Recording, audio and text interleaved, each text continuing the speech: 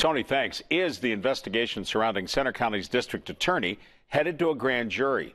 6 News has found out it's being talked about as the tug-of-war continues over just who has jurisdiction in the case. Gary Sinderson has the latest on our continuing coverage of the investigation. He's in our Center County newsroom tonight. Gary?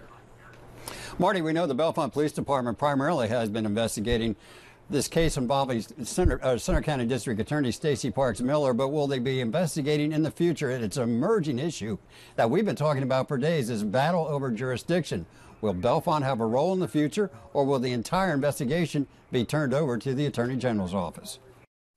DA Stacy Parks-Miller says she turned the case over to the Attorney General's office weeks ago. She and attorney Bruce Castor maintain that the AG's office is the only one that can investigate the accusations of forgery and theft of services against her. But in a letter to Castor, Center County Solicitor Louis Glantz argues the Bellefonte Department can have jurisdiction and says during a meeting this week, representatives from the Attorney General's office said they haven't even initiated any action in the case. Glantz goes on to question whether the AG's office would be impartial considering they had personnel involved in a fake bail order case that led to Parks-Miller being charged with forgery. Plus, he questions the extent of a friendship between Parks-Miller and Attorney General Kathleen Kane. In today's Daily Collegian, Parks-Miller's attorney says he doesn't think the Attorney General's office will prosecute her. Center County commissioners who have hired their own special counsel are hoping the investigation stays local.